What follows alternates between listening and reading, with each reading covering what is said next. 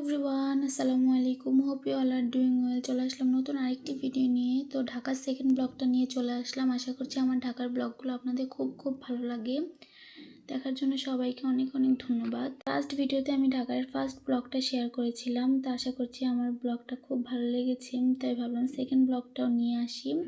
তো দেখতে থাকুন, আশা করছি ভালো লাগবে। তো আমাদের লঞ্চটা মুন্সিগঞ্জ ঘাটে থেমেছিল, চাঁদপুর থেকে মুন্সিগঞ্জে আর কি। তো সেখানে অনেক যাত্রী নেমেছে এবং অনেক যাত্রী উঠেছে। দেন আমরা সবাই একসাথে আবার চাঁদপুরের দিকে রওনা হলাম।